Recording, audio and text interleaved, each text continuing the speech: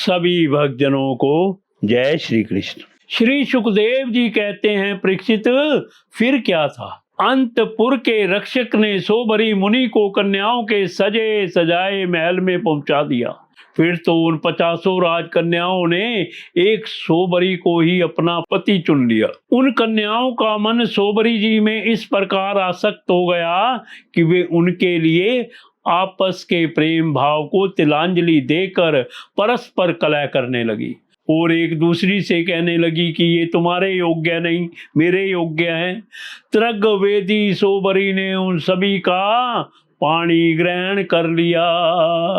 वे अपनी अपार तपस्या के प्रभाव से बहुमूल्य सामग्रियों से सुसज्जित अनेकों उपवनों और निर्मल जल से परिपूर्ण सरोवरों से युक्त एवं सौगंधिक पुष्पों के बागीचों से घिरे महलों में बहुमूल्य शैया, आसन, वस्त्र, आभूषण, स्नान, अनुलेपन, सुस्वाद भोजन और पुष्पमालाओं के द्वारा अपनी पत्नियों के साथ विहार करने लगे। सुंदर सुंदर वस्त्राभूषण धारण किए स्त्री पुरुष सर्वदा उनकी सेवा में लगे रहते। कहीं पक्षी चहकते रहते तो कहीं भौरे गुंजार करते रहते और कहीं कहीं बंदी जन उनकी वृद्धावली का बखान करते रहते। सप्त द्वीपवती पृथ्वी के स्वामी मानदाता सोबरी जी की इस गृहस्थी का सुख देखकर आश्चर्यचकित हो गए। उनका यह गर्व कि मैं सार्वभौम संपत्ति का स्वामी हूँ, इस प्रकार सोबरी जी गृहस्थी के सुख में रम गए और अपनी निरोग इंद्रियों से अनेकों विषयों का सेवन करते रहे। फिर भी जैसे घी की बूंदों से आग तृप्त नहीं होती, वैसे ही उन्हें संतोष नहीं हुआ। त्रिग्वेदाचार्य सोबरी जी एक दिन स्वस्थ चित्त से बैठे हुए थे। उस समय उन्होंने देखा कि मत्स्य राज के क्षण भर के संग से मैं किस प्रकार अपनी तपस्या तथा अपना आपा तक खो बैठा। वे सोचने लगे, अरे मैं तो बड़ा तपस्वी था, मैंने भली भांति अपने व्रतों का अनुष्ठान भी किया था। मेरा यह अधपतन तो देखो, मैंने दीर्घ काल से अपने ब्रह्म तेज को अक्षुषण रखा था, परंतु जल के भीतर विहार करती हुई एक मछली के संसर्ग से मेरा वह ब्रह्म तेज नष्ट हो गया।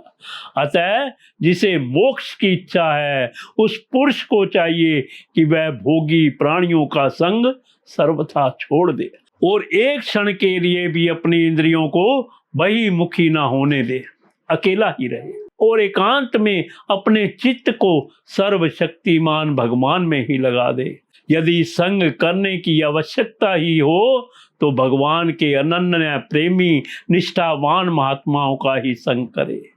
मैं पहले एकांत में अकेला ही तपस्या में संलग्न था, फिर जल में मछली का संग होने से विवाह करके 50 हो गया और फिर संतानों के रूप में 5000, विषयों में सत्य बुद्धि होने से माया के गुणों ने मेरी बुद्धि हर ली। अब तो लोक और परलोक के संबंध में मेरा मन इतना लालसाओं में भर गया कि मैं किसी तरह उनका पार ही नहीं पाता। इस प्रकार विचार करते हुए वे कुछ दिनों तक तो घर में ही रहे, फिर विरक्त होकर उन्होंने संन्यास ले लिया और वे वन में चले गए।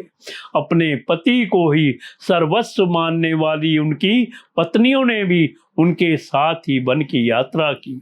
वहां जाकर परम संयमी सोबरी जी ने बड़ी घोर तपस्या की, शरीर को सुखा दिया तथा आहवनीय आदि अग्नियों के साथ ही अपने आप को परमात्मा में लीन कर दिया। परीक्षित, उनकी पत्नियों ने जब अपने पति सोबरी मुनि की आध्यात्मिक गति देखी, तब जैसे ज्वालाएं शांत अग्नि में लीन हो जाती हैं, वैसे ही वे उनके प्रभाव से सती होकर उन्हीं में लीन हो गई, उन्हीं की गति को प्राप्त हुई।